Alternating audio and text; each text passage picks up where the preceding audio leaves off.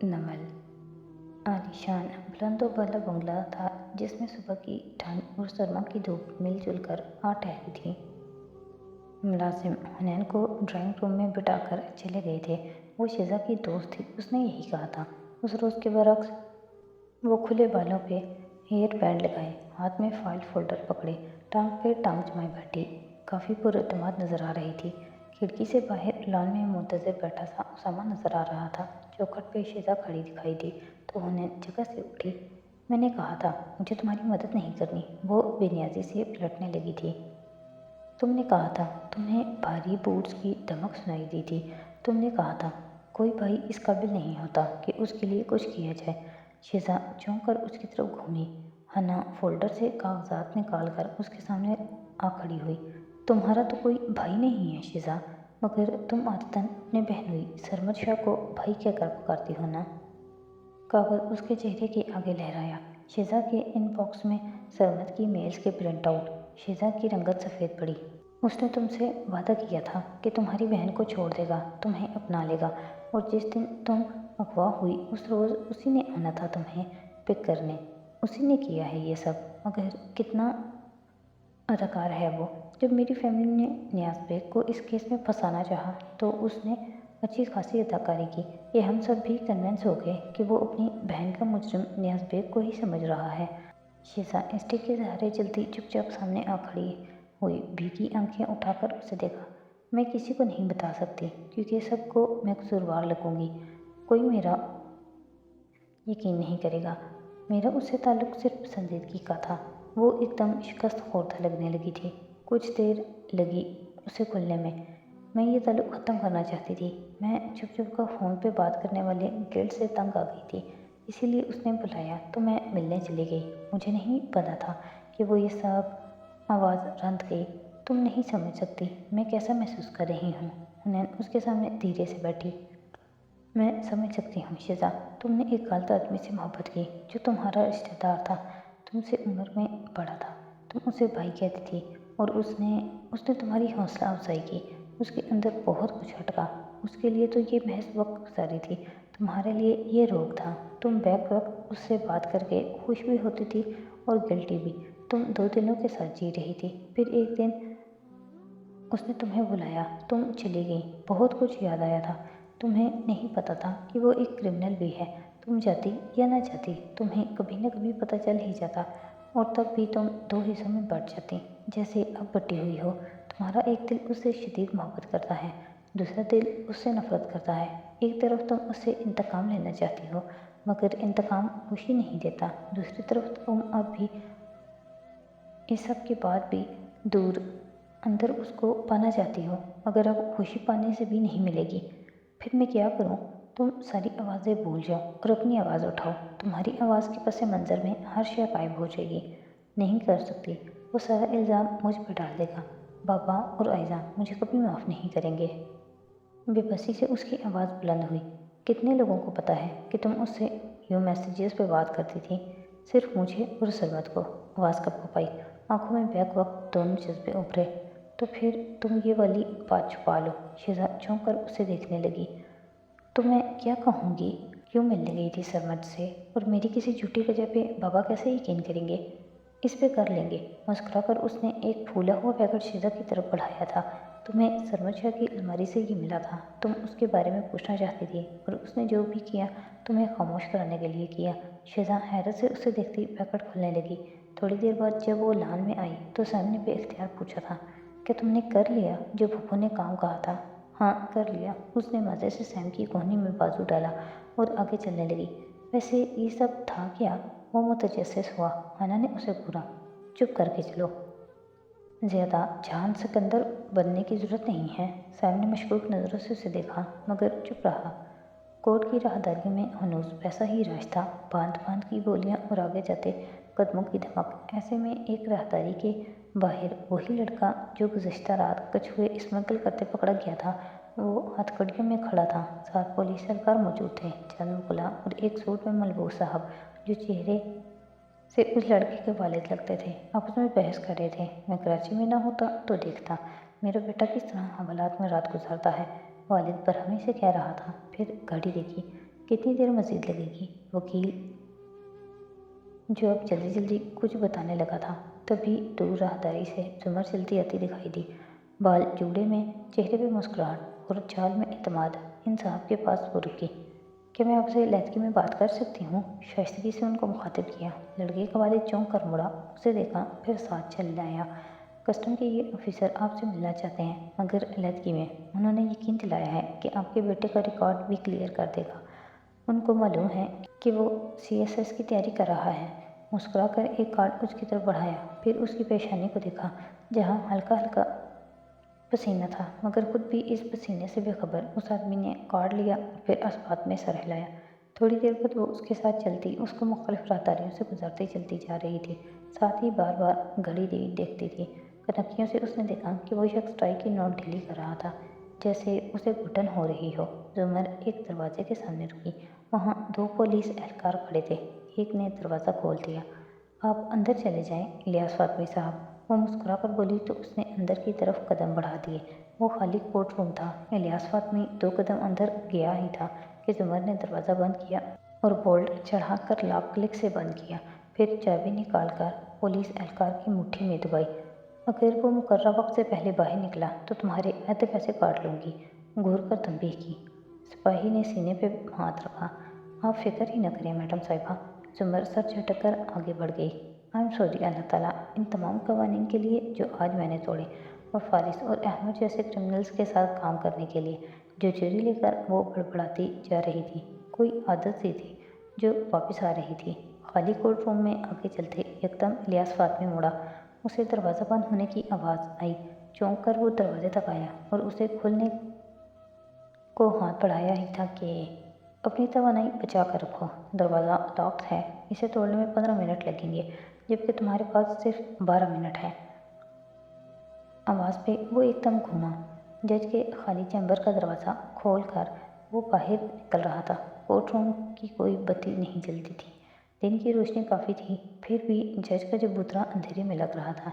इलियास फातमी ने आंखें सुखेड़ कर ताज्जुब से देखना चाहा। नीली जीन्स के ऊपर उसने भूरा स्वेटर पहन रखा था, पूरी आस्तीन वाला स्वेटर, छोटे कटे बाल और बड़ी शेव। सुनहरी आंखों में चुपन लिए वो जज की कुर्सी के पीछे आ खड़ा हुआ और कुर्सी की पुश्त पे अपने दोनों हाथ रखे, हथकड़ी में बंधे हाथ। डरो नहीं, मैं हथकड़ी में हूँ, कैद में हूँ। पहचाना तुमने मुझे? मैं फारिस गाजी हूँ, वारिस गाजी का भाई। इलियास फातमी की गर्दन के बाल तक खड़े हो गए, लब खुल गए, आंखों में शौक उभरा। फिर एकदम वो घूमा। चेहरे में जहन्नुम की तरह का शोर है। दरवाज़ा पीटने की आवाज़ भी नहीं जाएगी। तुम्हारे पास सिर्फ 11 मिनट है, क्योंकि तुम्हारी तबीयत ख़राब होना शुरू हो चुकी है। फातमी ने दरवाजे पे एक दफ़ा फिर हाथ मारा ही था कि उसका आखिरी फिक्रा सुनकर चौंका। पलट कर उसे देखा। वो उसी सुकून से कुर्सी के ऊपर हाथ रखे खड़ा था। तुम्हारे सर में दर्द हो रहा है ना? हर गुजरते पल के साथ ये तेज़ हो जाएगा, क्योंकि जो चाय तुमने प्रोसिक्यूटर के ऑफिस में पी थी वो चाय नहीं थी। फातमी ने बेख्तियार अपनी पेशानी को छुआ। वो ठंडी पड़ रही थी। उसने दूसरा हाथ गले पे रखा। वो घुट रहा था, आंखें वहशत से फैली। क्या क्या मतलब? वो मुड़कर फिर से दरवाज़ा बजाने लगा, मगर हाथों से जान निकल रही थी। वकील से शादी करने का एक फ़ायदा होता है, आप कोर्ट का हर मुलाजिम खरीद सकते हैं। इस मुलाजिम ने ज़्यादा कुछ नहीं मिलाया, सिर्फ एक छोटी शीशी थी जहर की। हल्का सा मुस्कुराया। मेरा एक दोस्त है, लाहौर के मज़ाफ़ात में उसका अपना फार्म हाउस है और लैब भी। वहाँ ऐसे वायरस और जहरीले महलूल कल्चर किए जाते हैं। अभी तो तुम्हारा दम घुट रहा है, लेकिन अगले 8 मिनट में सांस भी रुकने लगेगा। फिर नाक और कान से खून आएगा, फिर दिल की धड़कन बेकाबू होगी। वो कहते हुए चलता हुआ कुर्सी के पीछे से निकला, फिर सीने में शदीद दर्द उठने लगा। वो चबूतरे के दहाने पे आ खड़ा हुआ और नीचे वहीं बैठ गया। और 11वें मिनट तक तुम्हारे दिमाग की शरेयान फट जाएगी। अगर बंद मुट्ठी खोल कर दिखाई। इसमें शिफाफ शीशी थी, जिसमें शिफाफ महलूल था। अगर तुमने इस पॉइज़न का एंटीडोज न लिया। इलियास फातमी ने कदम बढ़ाए, मगर लड़खड़ाकर ज़मीन पर गिरा और बेख्तियार दीवार का सहारा लिया। फिर सफ़ेद चेहरा उठाकर उसे देखा। तुम झूठ बोल रहे हो। उसका सांस रुकने लगा था। ठीक है, फिर 11 मिनट बाद पता चल जाएगा। इलियास फातमी बेख्तियार पलटा और ख़ुद को ज़मीन पर घसीटते दरवाजे को नीम जान हाथों से बजाया। बाहर दोनों पुलिस एहलकार खड़े ऊंची आवाज़ में फ़ोन पे बात कर रहे थे। अगर तुमने दोबारा दरवाज़ा पीटा तो मैं इस शीशे को तोड़ दूंगा। करीबी अस्पताल जाने में रश के आवर बायस तुम्हें पौना घंटा लगेगा। गहरे गहरे सांस लेते फातमी ने हाथ की पुश्त से नाक रगड़ा तो उस पर खून लगा था। उसने खौफ और वहशत से सामने चबूतरे पे बैठे फारिस को देखा। तुम क्या चाहते हो तुम? मैंने तुम्हारे भाई को नहीं मारा, मुझे मालूम है। तुमने सिर्फ उसे बेचा था। वो शीशी को हाथ में घुमाते निगाहें उस पर जमाए बोला था। मुझे 2 सवालों के जवाब दो तो मैं ये एंटीडोट तुम्हें दे दूंगा। अगर तुम्हारे मुंह से निकलने वाले अगले अल्फाज मेरे सवाल के जवाब के अलावा हुए तो मैं इसे तोड़ दूंगा। बोलो, बताओ क्या पूछना है? वो नीम जान ज़मीन पे धोरा हुआ बमुश्किल बोल पाया। वारिस ने तुम्हें कुछ फाइल्स दी थी। यकीनन वो सबूत तुमने किसी तक पहुंचा दिए थे और उन्होंने वारिस को मार दिया। निगाह उठाकर छत से लटके पंखे को देखा। इन फाइल्स में क्या था? वो मनी लॉन्ड्रिंग कर रहे थे। वो उनकी करप्शन का पता लगाते लगाते अकल से निकल आया था। बेरब्त फूली सांसों के दरमियान वो बोल रहा था। वो दहशतगर्दों के लिए मनी लॉन्ड्रिंग कर रहे थे। पेशावर में मीटिंग्स का रिकॉर्ड था। कोई गवाह भी थे, वो मेरे पास नहीं है, वारिस के लैपटॉप में थी। आई सी, उसने गहरी सांस ली। तो वो दहशतगर्द हैं? गुड, वो हल्का सा मुस्कुराया। दूसरा सवाल, इन लोगों का मास्टरमाइंड कौन है? हर तंजीम का एक ब्रेन होता है जो अहकामात देता है। उनका ब्रेन कौन है? मेरे भाई के कत्ल का हुक्म किसने दिया था? फातमी के कानों से खून रिसने लगा, आंखों से पानी टपक रहा था। उसने नफी में सर हिलाया। वो मुझे जान से मार देगा। फारिस ने शीशे को ऊंचा उठाया, गोया गिराने लगा हो। फातमी दुबल कर रह गया। हाशिम, हाशिम कारदार, तुम्हारे भाई के कत्ल का हुक्म हाशिम ने दिया था। कमरे में एकदम मौत का सन्नाटा छा गया। अपने तीन धमाका करके फातमी ने उसी खौफ और वहशत से फारिस का चेहरा देखा। वो सपाट था, सख्त और सर्द। हाशिम कारदार, वो दोहराते हुए उठा और कदम कदम चलता फातमी के करीब आ खड़ा हुआ। गर्दन झुकाकर उसे देखा। मैंने पूछा था, उनका ब्रेन कौन है? हाशिम कारदार या उसकी माँ? फातमी की आंखें हैरत से फैली। तुम जानते हो? फिजा एकदम साकित हो गई थी। वो हल्का सा मुस्कुराया। मैं 4.5 साल से जानता हूँ। ये भी कि मेरे भाई और बीवी को किसने कत्ल करवाया। ये भी कि मेरा भांजा भी उन्हीं के पास है। फातमी ने ताज्जुब और बेयकीनी से नफी में सर हिलाया। मगर हाशिम ने कहा था, तुम नहीं जानते कि इस सब के पीछे कौन है। मैं वाकई नहीं जानता कि इन सब के पीछे कौन है। हाशिम अपनी माँ के पीछे है या जवाहिरात अपने बेटे के पीछे है। ये जानना मेरे लिए ज़रूरी है ताकि मुझे मालूम हो सके कि मुझे किसकी जान अपने हाथों से लेनी है। मगर हाशिम ने कहा था, तुम अदाकारी नहीं कर सकते। वो अभी बेयकीन खौफज़दा था। जिस गाजी को वो जानता था वो अदाकार नहीं था। उसने अज़ियत से आंखें मूंद दी। जेल ने मेरे साथ क्या किया? मैंने जेल में क्या किया? आंखें खोली, इनमें सर्द आग थी। हाशिम नहीं जानता, कोई नहीं जानता। और अब तुम लोग मुझे दोबारा वहीं भेजना चाहते हो। मगर हाशिम ने कहा, तुम समझते हो तुम्हारी बीवी ने तुम्हें इसमें फंसाया है। 5 मिनट के लिए मैं यही समझा था। तुम्हें मालूम है तुम्हारा भांजा? उसे शदीद खांसी आने लगी। वो बोल नहीं पा रहा था मगर हैरत और बेयकीनी से अपनी हालत भी बुलाए दे रही थी। मुझे इसके अगवा से अगले दिन मालूम हो गया था कि ये सब हाशिम ने करवाया है। मगर मैं पंजे के बल उसके करीब ज़मीन पर बैठा। मैं वो 4.5 साल पहले वाला आदमी नहीं हूँ जिसने जेल जाते ही हाशिम कारदार का नाम लिया था। जेल ने मुझे बदल दिया है इलियास फातमी। मुझे अदाकारी आ गई है। मुझे लोगों के सामने कैसे नजर आना है ये मैं खुद तय करता हूँ। ज़रा सब उस पर झुका। तुम लोग हमेशा एक बात भूल जाते हो, अगर फारिस गाजी भी एक कारदार की औलाद है। फिर शीशी वाली मुट्ठी बुलंद की। इलियास फातमी दौरे हुए, बेख्तियार हाथ उठाए मगर इतनी सख्त नहीं रही थी। तुम मेरा राज जान चुके हो, तुम्हें जिंदा नहीं रहना चाहिए। नहीं प्लीज़, देखो मैं किसी को नहीं बताऊंगा। देखो वक्त ख़त्म हो रहा है, ये मुझे दे दो खुदा के लिए। वो शायद रो भी रहा था। अगर तुमने शीशी ऊपर उठाए उसकी आंखों में देखते चबा चबा कर वो बोला, किसी को एक लफ्ज़ भी बताया तो याद रखना, मैं तुम्हें नहीं मारूंगा। मगर तुम्हारी बेटी जो शादी के 8वें साल बिलाखिर अपनी औलाद की मुंतज़िर है, सिर्फ 2.5 माह बाद मैं उसका बच्चा गायब कर दूंगा और तुम और तुम्हारा सारा ख़ानदान जिंदा दरगोर हो जाओगे। बुरी खबर यह है कि तुम्हारी बेटी सफ़र नहीं कर सकती। तुम उसको कहीं भेज भी नहीं सकते। वो जल्दी जल्दी नफ़ी में सर हिलाने लगा। उसका गोया सांस बंद हो रहा था। मैं किसी को नहीं बताऊंगा, प्लीज़ ये मुझे दे दो। फारिस उठा, सीधा खड़ा हुआ, गर्दन झुकाकर उसे देखा।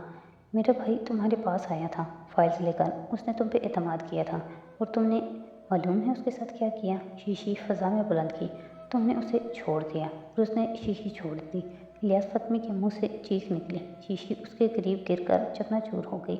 महलूल बह गया। वो झुककर उंगलियों से महलूल उठाने की कोशिश कर रहा था। ये तुमने क्या किया? तुमने मुझे मार दिया। फारिस दरवाज़ा खटखटा रहा था, साथ में कुछ कहा भी। एहलकार ने जल्दी से उसे खोला और अंदर आया। उसकी हथकड़ी को अपनी जंजीरों के साथ नत्थी किया, फिर नीचे गिरे पागलों की तरह इस महलूल को चाटते रोते बिलखते फातिमी को देखा। ये मर तो नहीं जाएगा? इस जैसे लोग आसानी से नहीं मरते। फिक्र मत करो, जहर नहीं दिया, टॉर्चर ड्रग्स थी, आधे घंटे में ठीक हो जाएगा, बेनियाजी से कहकर वो उनके साथ बाहर निकल गया। इधर इलियास फ़ातिमी अभी तक कराहते टूटते इस महलूल को चाटने की सही कर रहा था, जो सिर्फ सादा पानी था। राहदारी में चलते हुए जुमर मुखालिफ सिमत से आई और उसको रोका। कुछ मालूम हुआ? धड़कते दिल से पूछा। फारिस ने नफ़ी में सर हिलाया। उसे कुछ भी मालूम नहीं। अभी तक इस शख्स का पता नहीं चल सका जो फातिमी को इस जज से जोड़ सके। वो बेजार और खफा लग रहा था। जुमर के चेहरे पे मायूसी फैली। क्या वाकई? वो जी कहकर एहलकारों की मैयत में आगे बढ़ गया। उसका नाम पुकारे जाने का वक्त करीब था। आज उसका 14 रोज़ा जिस्मानी रिमांड ख़त्म हो रहा था। अदालत ने ज़मानत की दरख्वास्त मुस्तरद करते हुए उसे जुडिशल रिमांड पे जेल भेजने का हुक्म सादर कर दिया था। अपनी गिरफ्तारी के 14 दिन बाद बिलाखिर उसी जेल में दोबारा जा रहा था जो 4 साल तक उसका घर बनी रही। वो उसके साथ चलती बाहर तक आई थी जहाँ हवालात तैयार खड़ी थी। लम्हे भर के लिए उसने फारिस को रोका था। आज अदालत ने तमाम कागजात, तफ्तीश की तफसीलात, चालान वगैरह की कापी हमारे हवाले कर दी है। अब हमारे पास 1 हफ्ता है अगली समाअत तक।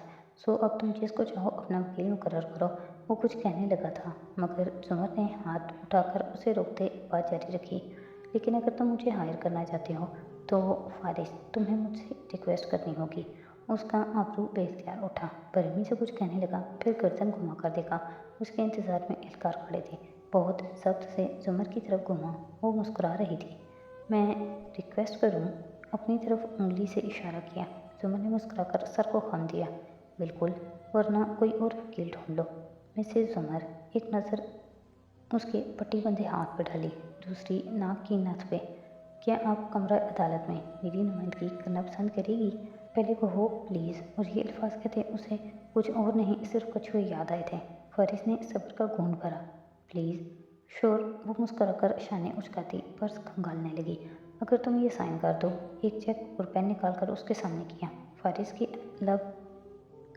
फारिस के अब की बार दोनों आबरू उठे। ये तो मेरी चेकबुक का चेक है और इस पे जो रकम लिखी है वो मेरी इब्तदाई फ़ीस है। साइन कर दो या कोई और वकील ढूंढ लो। ये सिर्फ इब्तदाई फ़ीस है। हाँ फारिस, तुमने क्या बेमोल समझ रखा था मुझे? मुस्कुराते हुए भी उसकी आवाज़ में शिकवा दर आया था। फारिस ने बस एक तेज़ नज़र उस पर डाली, हथकड़ी लगे हाथों से कलम थामा और साइन कर दिया। फिर उसे उन्हीं नज़रों से घूरता जाने के लिए पलट गया। वो इस ठंडी सी दोपहर में इन एहलकारों को उसे हवालात में डालकर ले जाते देखती रही।